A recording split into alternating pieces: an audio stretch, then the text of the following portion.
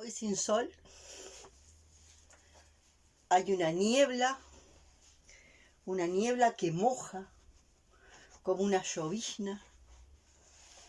Adentro de la casa la humedad es impresionante, emana de los pisos y de las paredes.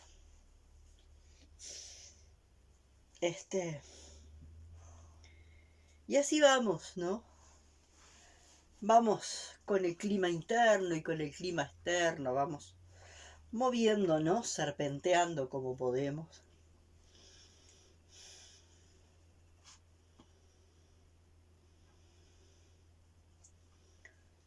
Y esta ventana que tengo acá enfrente, que me permite ver la naturaleza. Ayer había una perdiz que se movía en ese espacio.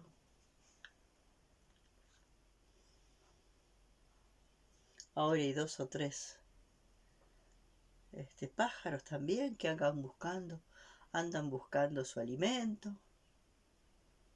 Y entonces yo me pregunto cuando la gente dice, te fuiste al medio de la nada. Digo, ¿cómo tenemos nuestra mente, no?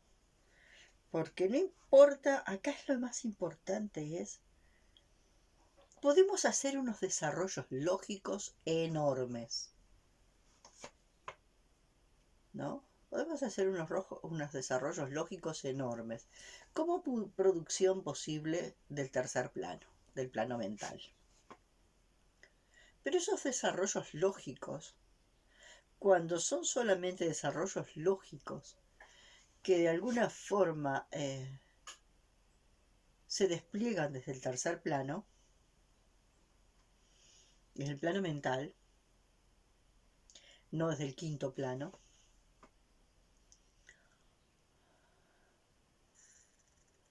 empieza a darse una disociación entre el discurso y el proceso. No hay un ir y venir entre el discurso y el proceso, entre el discurso y el proceso. Entonces se dan como 2 caminos paralelos entre el discurso y el proceso. Entonces, pero además el discurso es tan hermético que no tiene grieta, no permite interpelación de lo sólido que es ese discurso. No tiene grieta, no hay forma por donde entrar a interpelarlo, ¿no? Y esos desarrollos lógicos pueden parecer de última vanguardia. Y después esa misma persona te dice, bueno, te sentís sola ya, no va nadie a visitarte. Bueno, vos fuiste a vivir al medio de la nada. Te fuiste a vivir al medio de la nada. Porque para vivir en el medio del todo tengo que vivir en el medio de una ciudad. Y tengo que tener mucho ruido de auto, mucho shopping y mucha efervescencia de cosas. Porque estar en la naturaleza es estar en medio de la nada.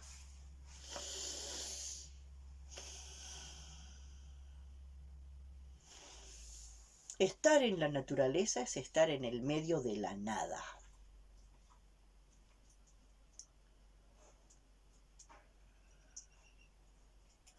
Entonces, en esto, ¿no? De cómo nos podemos hacer trampas.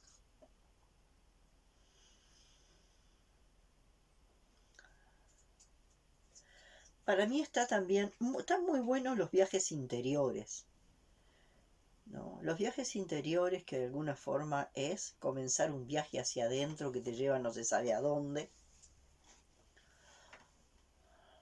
Pero también está muy bueno el chequeo abriendo el campo y que haya alguien que represente determinados aspectos de tu mapa interno. Eso es lo que yo trabajo como constelaciones lógicas. En las constelaciones lógicas, los representantes están haciendo eso, representantes de representaciones. Quiere decir que si yo pongo a un representante para mi mamá y a un representante para mí y a un representante para un conflicto determinado, yo no estoy poniendo un representante para mi mamá real, sino para la representación interna que yo tengo. Es un mapa intrapsíquico. Las constelaciones lógicas trabajan en un mapa intrapsíquico que quizás no tiene nada que ver con quién es mi mamá real y con cómo está mi mamá real. Las constelaciones trabajan fundamentalmente en una representación intrapsíquica, que sin duda tiene muchísimos elementos de mi mamá. Tiene muchos elementos de mi mamá, de cómo está mi mamá, de cómo está mi papá, de cómo está atravesado ese conflicto transgeneracional. Pero siempre decimos que en ese mapa interno, que es la matriz fractal, interna, y esto es lo que mucha gente no entiende. Me preguntaban el otro día, sí, bueno, el autoobservarse y esto, ajá, y el autoconocimiento y todo esto, ¿y dónde queda lo social? Entonces ahí es donde la gente no entiende. Cuando creen que esta tarea de bucear dentro y del autorrescate y demás, tiene que ver con, y eso también, este hombre, el coreano, Hans, también tiene ese error, porque sin duda no ha pasado procesos de este tipo, que habla del ser constituido o construido, autoconstruido. Porque de alguna forma piensan que la subjetividad, como le llaman, es una autoconstrucción, una construcción personal y social. Y no encuentran nada más adentro, no hay adentro. La palabra esencia no existe para ellos. ¿Qué es eso, esencia? Todo empieza a producirse en la experiencia intrasubjetiva. Todo se produce a través de la experiencia intersubjetiva, en el contacto con el otro. Por lo tanto, lo intersubjetivo empieza a tomar muchísima relevancia desde el nacimiento en adelante. Ya se sabe y consideran que en lo intrauterino también hay una conexión intersubjetiva entre el niño y la madre. Pero, de alguna forma, los sujetos se construyen a través de relaciones intersubjetivas. Previo a esa construcción intersubjetiva, no filogenéticamente, sino previo ontogenéticamente, no hay nada. Es decir que la semilla que se empieza a desplegar, no tiene ninguna memoria. Y si esa semilla empieza a tomar la forma de naranjo, es por la relación intersubjetiva. Adentro de la semilla no hay ninguna memoria de yo soy naranjo y tengo un diseño, una matriz fractal que me va a permitir, ¿no?, que yo me vaya a desplegar como naranjo. Entonces es muy raro cómo lo conciben, porque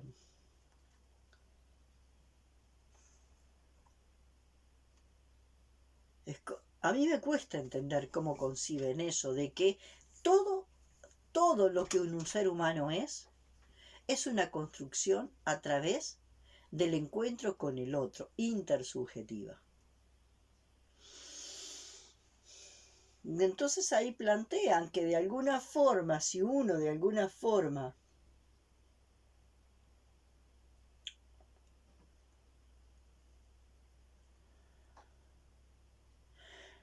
se fuera absolutamente solo, uno también está desplegando una memoria intersubjetiva. Como en la película del náufrago, el náufrago habla con la pelota, con Wilson, la pelota.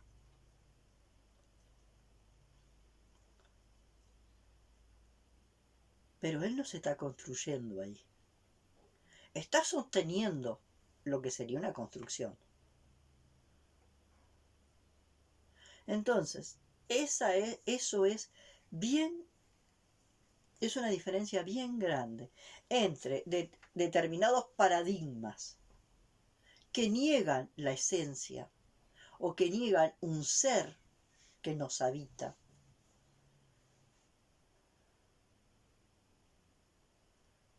¿No? Que se va a desplegar, que se va a ir desplegando. Como de una semilla se va a ir desplegando, ¿no? Y tomando la forma, ¿no? Ese árbol. O como de unas células huevo se va desplegando. Entonces sí lo pueden entender en cuanto a lo biológico, no a la psiquis, a la conciencia. Quiero decir que lo biológico sí, está en la célula huevo del humano, cómo va a ir desplegándose lo biológico. Y algunas cualidades psíquicas que están ancladas en lo biológico. Pero lo que tiene que ver con la producción de conciencia,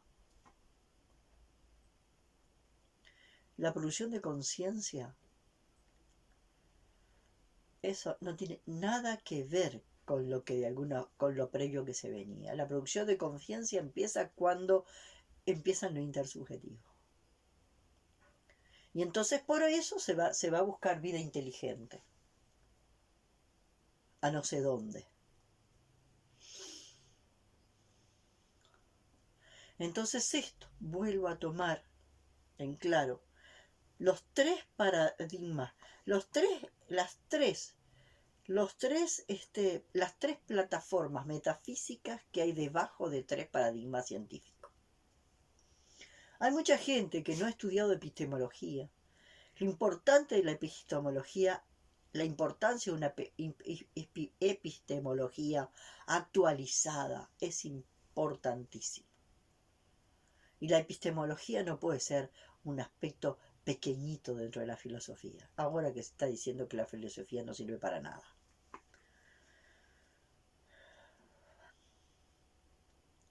Hay tres plataformas metafísicas debajo de tres paradigmas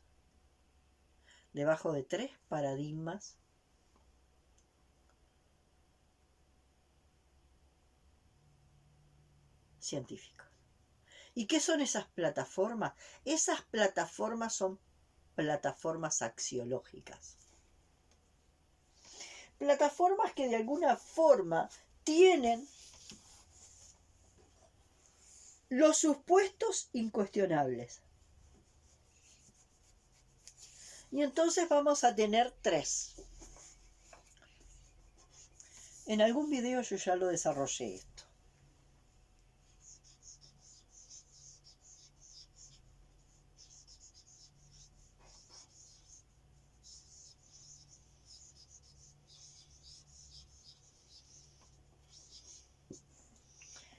La primera,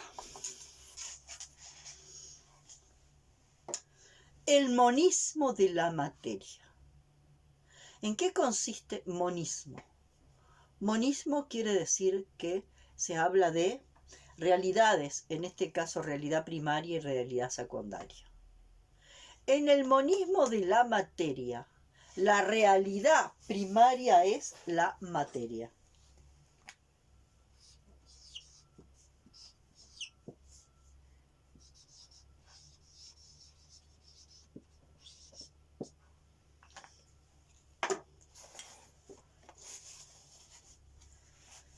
La realidad primaria es la materia.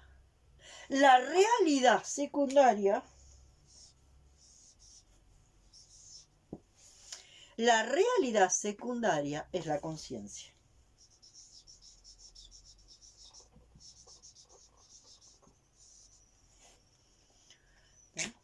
Entonces, la realidad primaria es la materia y todo el cosmos está creado por materia, es materia.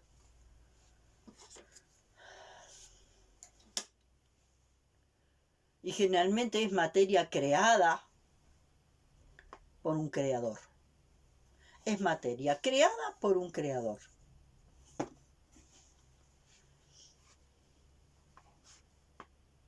Y la realidad secundaria es la conciencia. Y la conciencia con C, no con SC. Esta conciencia con C, no con SC.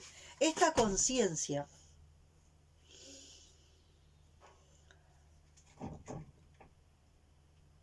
es producto de la actividad del cerebro. Y ahí aparecen los seres inteligentes y los seres que no son inteligentes. Acá es muy fácil, porque los seres, en los niveles, la conciencia solo existe en el cerebro humano.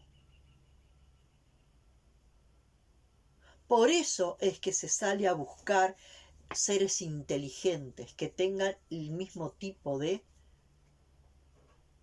dispositivo inteligente, que yo diría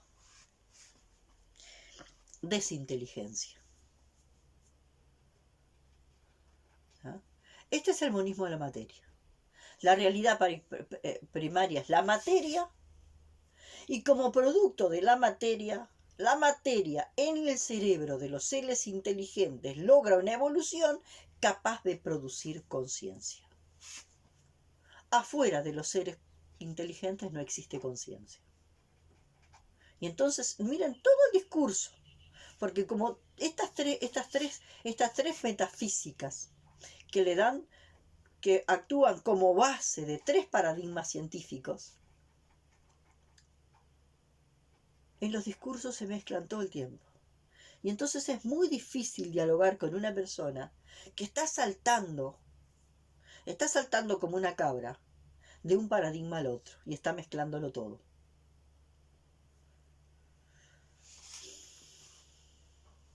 Esto es muy claro.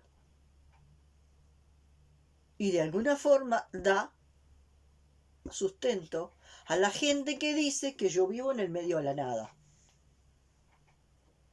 Porque parece que para vivir en el medio del todo hay que vivir en el medio de cosas. Vivir en la naturaleza es estar viviendo en el medio de la nada. Para vivir en el medio del todo hay que vivir en una ciudad muy concentrada, con muchos autos, con mucho ruido, con mucho movimiento, donde la naturaleza está casi desdibujada. Y en algunos casos de ciudades que le dan mucho verde, mucho parque, todos esos parques están tan interferidos,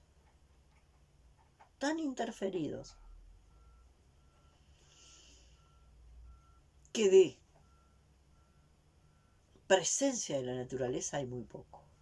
A tal punto que yo entraba a mi terrenito ayer, y lo miré así, y dice, y yo me escuché pensando, un pensamiento que yo no valido, pero me escuché, mi voz interior me dijo, qué feo que está esto, voy a tener que llamar al jardinero para que corte el pasto, y para que me deje ese césped parejito con un solo pasto.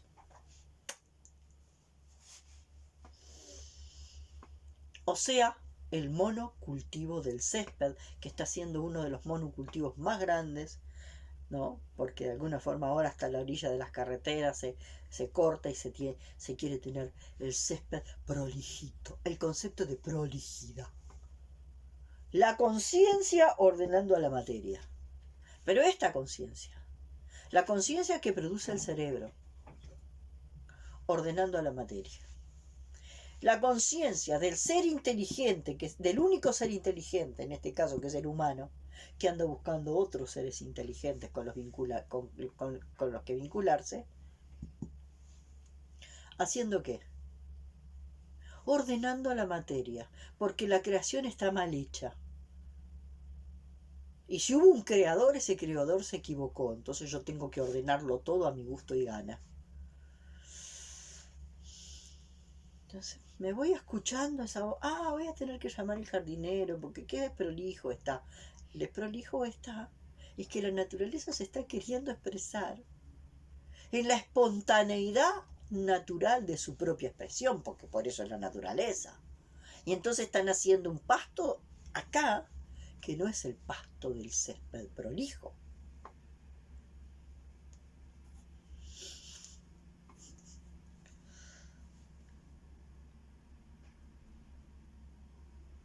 Y yo entiendo que yo necesito tener este césped un poco cuidado acá en este espacio. Yo necesito un poco, por una cuestión de que me gusta andar descalza, sobre todo en verano, y que es una zona de víboras, y que el pasto, de alguna manera, el pasto es un lugar donde se pueden esconder las víboras. Entonces voy caminando y piso una víbora. Bueno, de alguna forma, casi todos los animales, en el territorio que habitan, generan algunas modificaciones. Inclusive los árboles generan modificaciones en el territorio que habitan. Desde la resina que cae y lo que genera hasta, yo qué sé, la pinocha, lo que fuere, ¿no? Bueno, ahora, ¿cuánto de la modificación es realmente necesaria? Por ejemplo, en este caso, tener un espacio por el que pueda caminar descalza y no pisar una víbora. ¿Y cuánto es por eso que yo me escuché a mí? Por una cuestión estética. O sea, una idea de lo que es prolijo y de lo que es estéticamente lindo.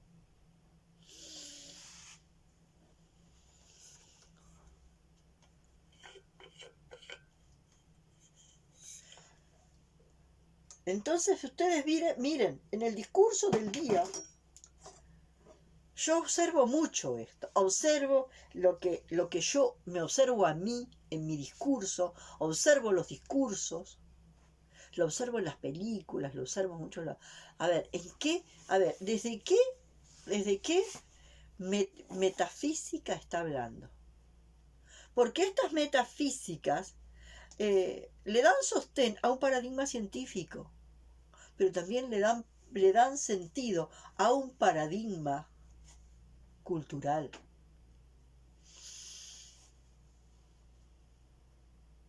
Si yo creo que la única capacidad consciente, es la que podemos lograr los seres inteligentes a partir de la evolución de nuestro cerebro, que somos los únicos inteligentes, vamos a andar por el mundo siendo los seres narcisistas. Y claro que sí, que hay personas a través de las cuales el narcisismo se hace más visible porque está en la capa, digamos. Yo les había planteado cómo yo veo la capa. Digamos, en una persona el narcisismo está en esta capa, ¿no? ¿No? Y después hay otras capas. ¿Dónde está el narcisismo? En una capa más cercana al centro. Por lo tanto, desde afuera ese narcisismo no se ve. Otras personas tienen narcisismo en la capa más de afuera, ¿no? Y hay otras capas. ¿Se entiende? ¿Dónde está ubicado el narcisismo? ¿Está ubicado acá o está ubicado acá? En las capas de la organización de la identidad. Porque a nivel identitario, como base, todos tenemos todo. Tenemos una distinta organización, una ecuación distinta, una distinta organización de eso que tenemos. Algunos tenemos determinados asuntos, por ejemplo el narcisismo lo tenemos acá. ¿No lo tenemos? No, lo tenemos más invisibilizado, lo tenemos más escondido. Y otros tienen el narcisismo acá. Pero narcisismo es eso. Es creernos unos seres tan pero tan especiales creernos unos seres tan especiales que vaya a saber por qué. Hemos logrado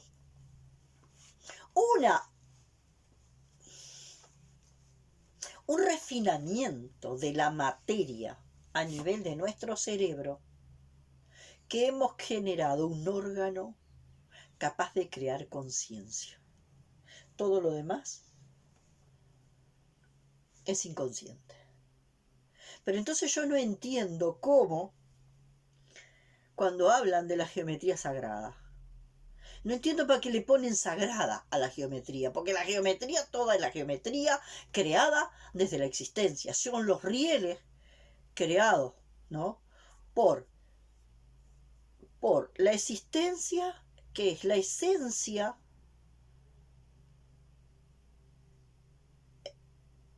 deviniendo existencia. La esencia hace un proceso de probanza en su devenir existencia. Y a partir de esa probanza de la esencia en devenir existencia, van apareciendo determinados rieles, que son esos rieles que se pueden ver en la geometría. Y no hay geometría sagrada y geometría pagana.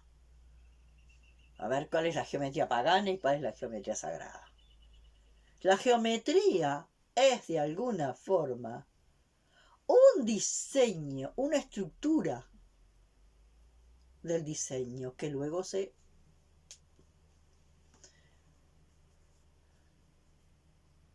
completa.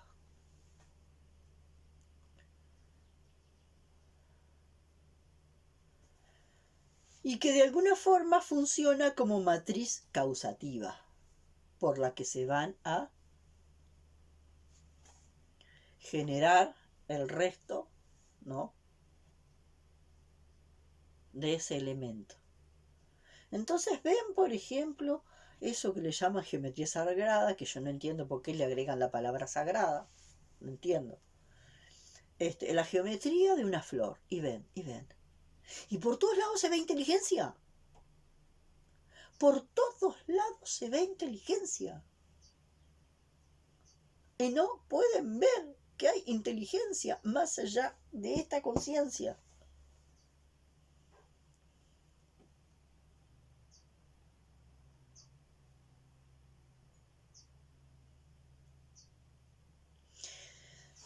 Bueno, este es el monismo de la materia. Realidad primaria es la materia, por eso el monismo, la primera realidad es la materia y la segunda realidad es, la realidad secundaria es la conciencia, que es producto de una materia que evoluciona como cerebro.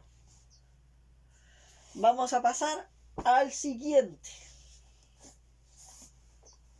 Metafísicas que están debajo de cada paradigma científico, que generan unos supuestos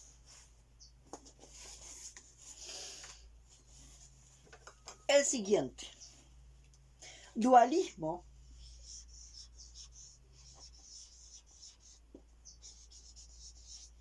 materia,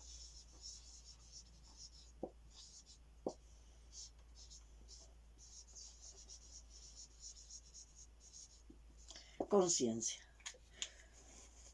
No vayan a creer que yo no me entrevero a veces con estas cosas, ¿eh? No vayan a creer que yo no me entrevero. Estoy ahí relajadamente observándome, pero yo me entrevero cantidad. Entonces muchas veces no sabemos por qué estamos viviendo la fase de las 3C. Caos, confusión y cambio. Porque de alguna forma hay algo del discernimiento. Hay algo del discernimiento que el humano ha perdido.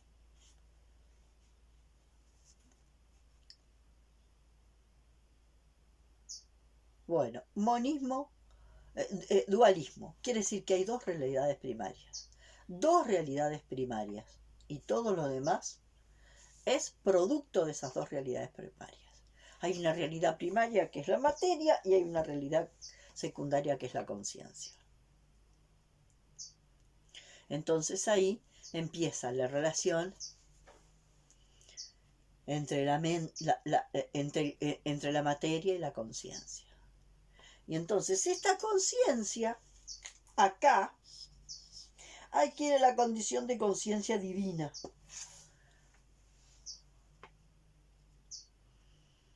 ¿No? Y aparece todo lo que tiene que ver con lo divino. La conciencia divina que tiene que ver con lo divino. Y a mí el término divino, oh, disculpen, pero me parece que es tan demagógico. Porque si hay algo divino, hay algo satánico. Apenas yo pongo la palabra divino, aparece algo satánico y se hace el planteo de la dupla en polaridad. La dupla en polaridad más terrible y que ha disociado y enviado al hombre a este infierno en el que estamos. A este infierno de enredo, de confusión, de ausencia de discernimiento, en ese sentido.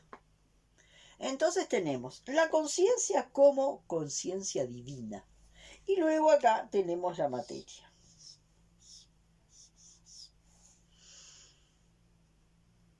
Entonces la materia tiene que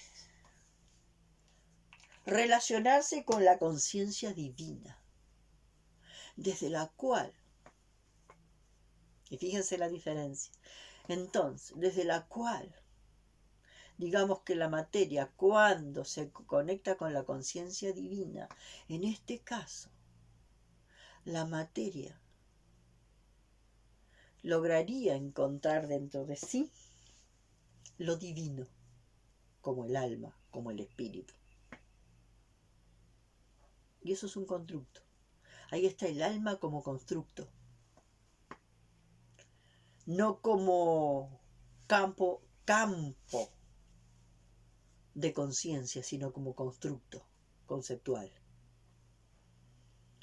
Entonces, la materia tiene que ir a buscar esta forma de conciencia divina que le va a traer alma a la materia. Y entonces acá aparece, ¿no? Que a lo mejor el niño empieza a tener alma a los 3 meses. Después de los 3 meses, por eso el aborto está bien hasta los 3 meses. Hasta los 3 meses se puede abortar, ¿no? A los 3 meses el niño, la materia que forma, hasta los 3 meses el niño es una verruga que me puedo cortar cuando quiero. Después de los 3 meses no, porque ya esta materia del niño ya fue hacia este lugar, hacia la conciencia divina, y trajo el alma.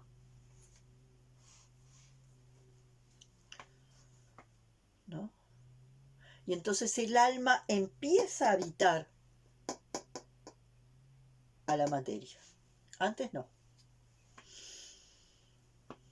Entonces por eso los animales no tienen alma, una planta no tiene alma. Bueno, ahora por ejemplo, los que están en contra del utilizar animales para comer consideran que los animales también tienen alma. O sea que los animales también tienen algo de conciencia divina y de alguna forma hay algo de alma dentro de la materia. Pero en la papa, en la zanahoria no. Así que papa y zanahoria vamos a comer, tranquilo nomás. Comamos. Vamos a comer, porque ahí eso es solo materia.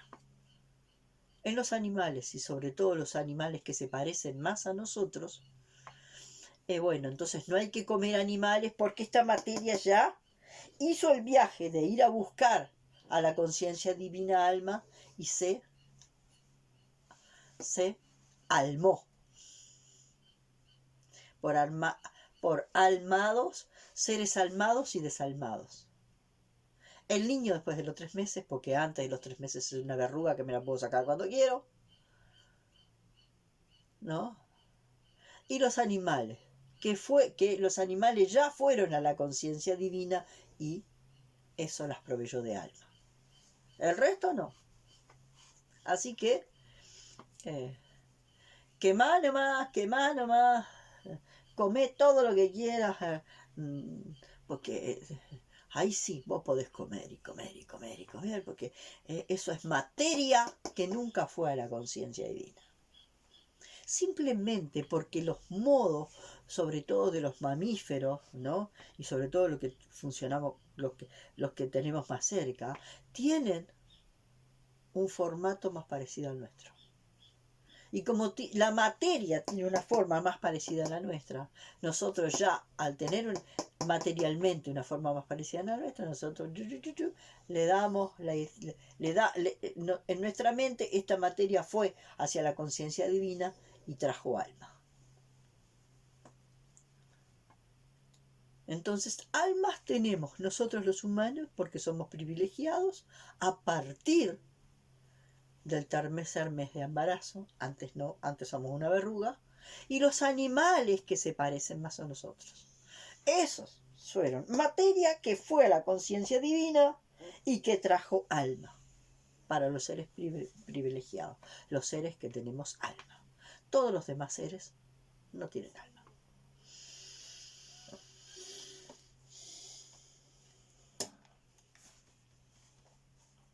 Esto está en los paradigmas científicos y ahí hay que estar, ya les digo, por eso es tan importante la epistemología. La epistemología ayuda muchísimo a lograr este discernimiento, a poder lograr este discernimiento. Si no, se hacen unos entreveros brutales.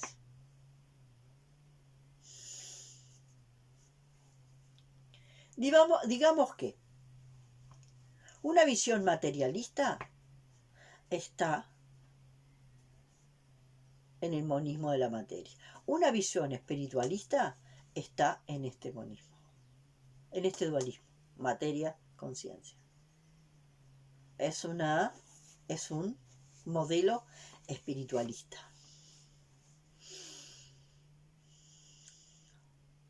En el monismo de la materia, en el primero que vimos, bueno, para algunos debajo de esa materia hay un creador y para algunos hay un fenómeno de autopoiesis, de autocreación. La materia, hay un modelo de autocreación, de la materia autocreándose de forma no consciente. Es el humano el que tiene la tarea de imprimir conciencia en el universo expresado. Vamos al otro monismo.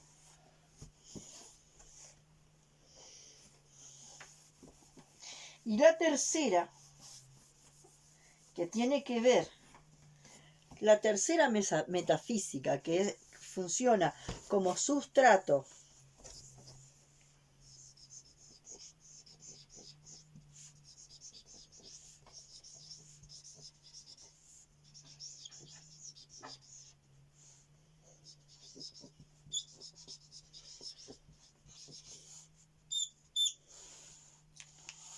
de un paradigma científico y también de una cultura que se apoya, monismo de la conciencia. En este monismo de la conciencia hay un planteo que no es ni materialista ni espiritualista, es lógico. Y que tiene que ver con qué, con que la realidad primaria es conciencia. La realidad primaria es conciencia. En esta realidad primaria que es conciencia, digamos, empieza a aparecer la idea de que la esencia es una conciencia concentrada que busca desplegarse en su devenir existencia.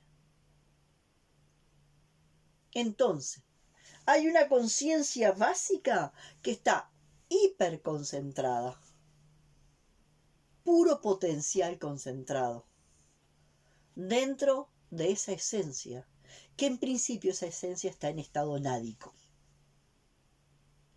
o sea, en estado de nada, de no ser. Sin embargo, dentro de ese no ser está todo el ser, toda la posibilidad de ser. Y es esto.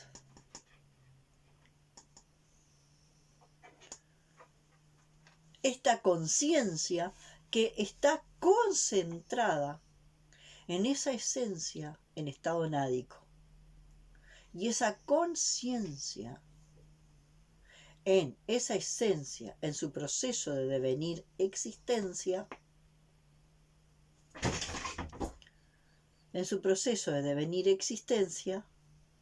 se va desplegando.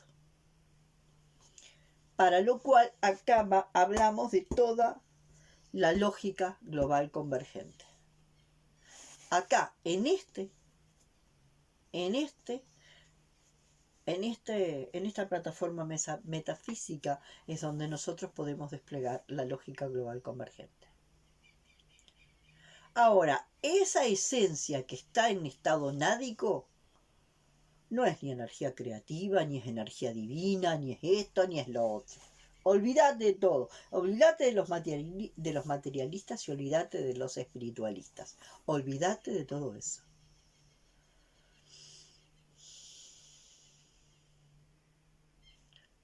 No es más superficial, es mucho más profundo.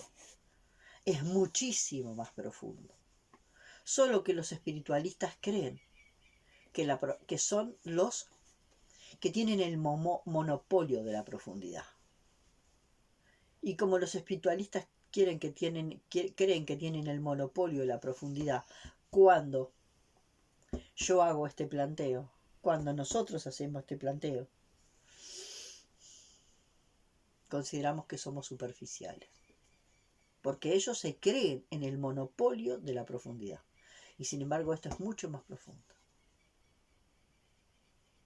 Y solo se puede ver más profundo cuando eres capaz de tocar esos estados, de experimentarlos.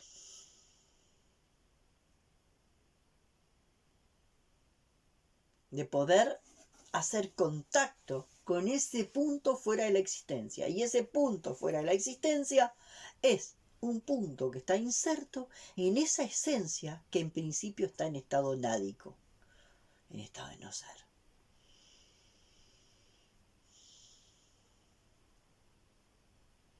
Y a partir de ese estado nádico, ese estado de no ser, esa esencia que está en estado nádico y que de pronto quiere comenzar a existir.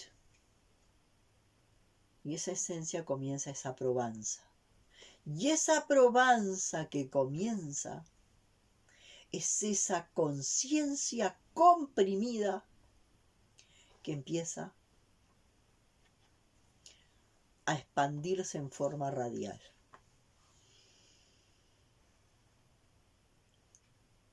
Entonces esa conciencia está comprimida porque está en el estado de nádico.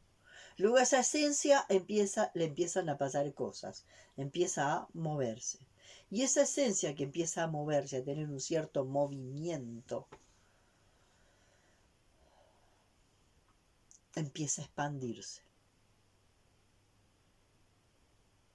Y entonces por eso esta esencia en el devenir existencia empieza a darse lo que consideramos expansión de conciencia. Y que muchas veces hablamos de expansión de conciencia y no tenemos mucha idea de qué estamos hablando cuando hablamos de expansión de conciencia. Es esta conciencia que está comprimida dentro del estado nádico. Y es difícil de entender cómo puede haber tanto concentrado en el no ser. ¿Cómo puede haber tanto concentrado en el no ser?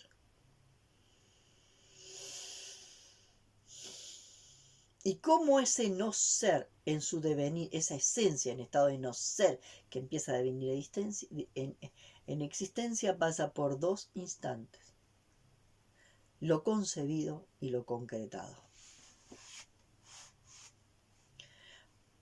Lo concebido pasa primero por las infinitas posibilidades. Y ahí se va logrando la alineación de lo que yo llamo los tres elementos.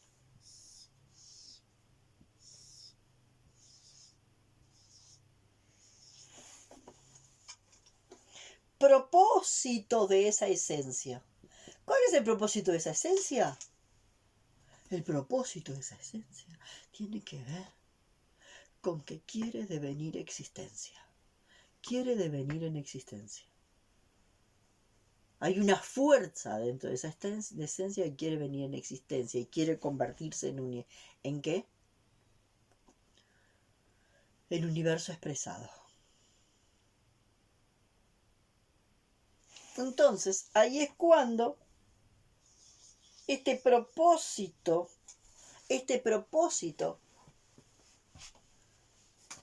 primero y primario y primogénito, ontogénicamente, se manifiesta como acá, como anhelo. Y se va a manifestar luego acá como qué, como deseo.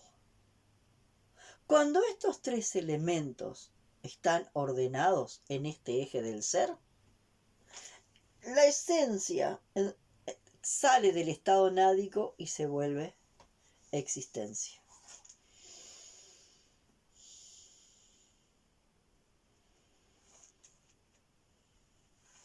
Y el tema es que nosotros, los humanos, no estamos como el resto de los seres que existen, de los elementos de la existencia, que viven en este presente. Nosotros vivimos tironeados hacia el pasado traumático o venimos tironeados hacia la fantasía, pasado traumático o fantasías compensatorias. Entonces, con este tironeo, esto se descentra. Y acá aparece la gran diferencia. Por eso yo, cuando la gente hable de creatividad, yo tengo mis discrepancias ahí. Yo digo, hay que poner un alto. La creatividad, cuando está alineada, cuando están alineados esos elementos, es actualización. Baja de acá, es una actualización que baja por acá. Ahora, cuando estos elementos no están alineados, no es una actualización, es una innovación. Y una innovación es un cambio de fachada. La actualización viene de acá. Y es algo absolutamente nuevo. No es un barnizar algo que ya existía. Por eso la actualización nos desestructura de arriba a abajo. Es lo que Thomas Hull habla de la existencia es una transacción entre energía libre. La existencia es una transacción entre energía libre, que está acá, y estructura.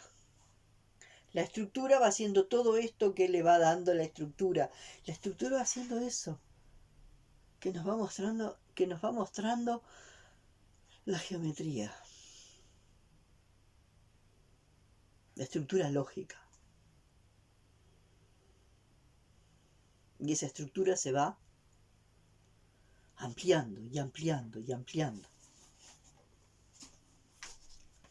La innovación, en cambio, es seguir barnizando lo mismo. Entonces, bueno, ¿cuánto de creativo es? Porque la creatividad, la energía creativa en la actualización es una cosa. Sucede a través de mí. Ahora, cuando yo estoy innovando, yo estoy intentando recrear algo para tapar algo que no me gusta. Recrear una nueva forma. La innovación está en el plano de las formas, no está en el plano de la esencia. Recrear una nueva forma, porque la forma vieja me molesta y no la quiero abrir para indagar y para ver qué tiene adentro. Y esto me parece que es una diferencia importante. Bueno, voy dejando... una cosa que quería decir. En el anterior les hablé de cómo se me seca la boca, de un cierto movimiento que hago con los labios. Yo no me puedo poner en el personaje en el personaje de conferencista. Mi inconsciente biológico se está expresando todo el tiempo. Yo no lo puedo detener. Mi inconsciente biológico se está expresando todo el tiempo. De múltiples formas. Lo que me apareció, ¿no? Porque de alguna forma sí, lo puse en palabras en el video anterior y ese poner en palabras ya hace que algo se empiece a mover, ¿no? Y me apareció una imagen muy fuerte. La boca cocida. El silenciamiento. La boca cocida. El silenciamiento de los que de alguna forma venimos a interpelar la realidad con un texto nuevo, con un texto de actualización nuevo. Y cuando venimos con un texto nuevo, una actualización que nos baja, esta nueva actualización rompe todas las estructuras para hacerse lugar, para generar una reestructuración. Entonces me apareció la imagen, ¿no?, de ese silenciamiento, un miento de silencio. Y ahí me apareció el poder impresionante del silencio activo, que es algo que vengo trabajando. El silencio activo, el poderoso silencio activo. Porque cuando somos silenciados desde la afuera, nos encogemos nos encogemos y nos contraemos. ¿Cómo es sostener un silencio activo? Aunque me impidan hablar, yo me mantengo energéticamente estable. Ustedes me impiden hablar, pero por resonancia cuántica, esto que es mi proceso va a transparecer. Pero una de las cosas que primero nos pasa, porque tenemos patrones de haber sido silenciados y dolores de los momentos de silenciamiento que no nos permite quedarnos, cuando somos silenciados por los otros, no nos permite quedarnos en el silencio activo. Inmediatamente vamos al silenciamiento que nos oprime. Y yo hoy siento que el estar conociendo cada vez más el silencio activo, que de alguna forma tiene que ver con esto de estar presente, pero el tema de la presencia también es otro tema que tengo que tocar. Porque hay muchas técnicas para estar en el presente. Pero entonces te quedás en el pedacito de presente acotado que ya tenés. Y no vas a buscar la cantidad de presente secuestrado en el pasado. Entonces yo tengo un pedacito así de presente. Y esas técnicas lo único que hacen es ayudarte a permanecer en esa pequeña chacrita de presente, aunque un porcentaje importantísimo de ese presente esté secuestrado en el pasado. En esa técnica, ¿no?, de habitar el presente, que no implica ir a y explorar todo el presente que uno tiene secuestrado en el pasado, te termina dando un estado del de que genera una burbuja. Bueno, se me fue muy largo hoy. Hasta pronto.